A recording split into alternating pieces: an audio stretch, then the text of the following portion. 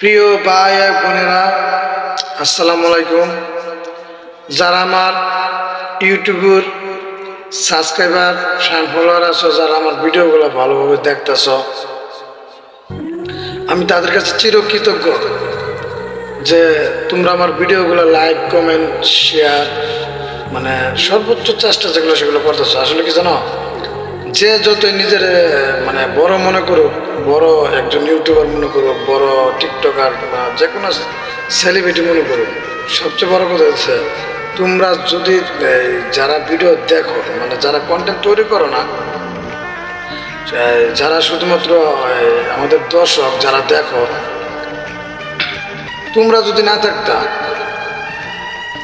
কারো দ্বারা একজন সেলিব্রিটি কিংবা একজন বড় ইউটিউবার হওয়া জীবনও সম্ভব ছিল।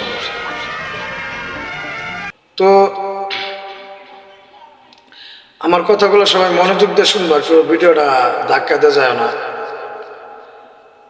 মেন কথা কি জানো, যে আমি একটা প্রতিষ্ঠান করছি, যেমন ধরো একটা মুদির দোকানে আমি করি। মুদির দোকানে অনেক দামি দামি মনে করো যে মালামাল আছে, কিংবা বড় একটা খাবার রেস্টুরেন্টে আমি বলছি, অনেক বড় বড় দামি দামি খাবার আছে, চাইনিজ খাবার, পিৎজা, বার্গার, অনেক কিছু আছে, অনেক দামি রেস্টুরেন্ট। কিন্তু ওখানে যদি খাওয়ার মতন লোক না থাকে, মানে একটা কাস্টমার যদি এখানে না আসে, তাহলে কি ওই বার্গার, পিৎজা, চাইনিজ, এই দামি কফি, এই সেই কোনো দাম আছে? কোনো দাম নেই। এখন আমি যদি একটা বড় রেস্টুরেন্ট করে, আমার কথাগুলি সবাই শুনবা, এই বড় বড় ইউটিউবার কিংবা বড় বড় টিকটকার যারা সেলিব্রিটি আছে, কেউ তোমাদেরকে এই কথাগুলো বলবে না। আমি শুধুমাত্র বলতেছি যারা আমাদের ভিডিওগুলো দেখো, তোমাদের দর্শকদের উদ্দেশ্যে বলতেছি যে আমি একটা বড় রেস্টুরেন্ট খুলছি, যে আমি বললাম যেখানে দামি দামি খাবার আছে, অনেক দামি দামি জিনিস আছে, কিন্তু ওখানে কাস্টমার আছে। তাহলে কি ওই দামি খাবারগুলোর কি কোনো দাম আছে? এখন আমি যদি মনে করি আমি বিশাল একটা রেস্টুরেন্টের মালিক, আমি এই সেই অমুক তমুক, আমি বিশাল কিছু করে ফেলাইছি, কিন্তু না, ওখানে যদি তোমরা না আসো, বসে যদি ওই চাইনিজ খাবারগুলি না খাও, কিংবা ওই দামি খাবারগুলো যদি তোমরা অর্ডার না করো, ওই দামি খাবারের কোনো দাম আছে? নাই।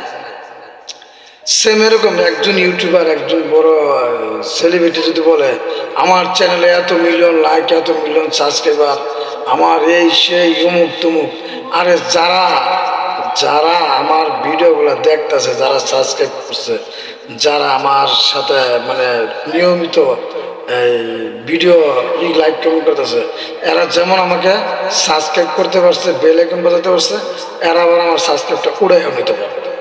অতএব আমি মনে করি যে আমি একজন ছোট মানুষ, আমি তোমাদের উদ্দেশ্য বলতেছি, তোমরা আসো বিদায় আমরা আছি। আর আমি নিজেকে কখনো মনে করো ওরকমভাবে তৈরি করতে চাই না, তোমরা শুধু সাপোর্ট করো। আমি সবসময় আমার ভিডিওগুলো যারা লাইক কমেন্ট শেয়ার করতেছে, আমি প্রত্যেকটা ভয়েস ভিডিওতে আসবো। এখন তারা ভয়েস ভিডিওতে আমি তোমাদের নাম ঘোষণা করব, কিন্তু তার আগে তোমরা কমেন্টে বলবা কে কোন জেলা থেকে দেখতেছো, জেলার নামটা বলবা। আমি অবশ্যই ওই জেলার নাম সহ উল্লেখ করবো। যারা আমার ভিডিওগুলো অনেকেই বাইরের জন্য দেখে, ইন্ডিয়াতেও আমার ফ্যান ফলোয়ার আছে, তারপরে এই কয়েকটা কান্ট্রিতে আছে, সব বলতে পারতেছি না। আমি সবার কাছে তোমাদের নাম ঘোষণা করবো। সবচেয়ে আমি যে কথাগুলো বলছি, গুরুত্বভাবে কথাগুলো শুনবা। যে যত কথাই মনে করুক, আমি অনেক বড় সেলিব্রিটি, আমি অনেক বড় ইউটিউবার। আমি যদি আপনি যদি আমাকে একটা সাবস্ক্রাইব করতে পারেন, ওই সাবস্ক্রাইবটা উড়াইও নিতে পারবেন। এর জন্য কেউ কারোর সাথে হিংসা, নিজেকে বড় মনে করা ঠিক না, ঠিক আছে?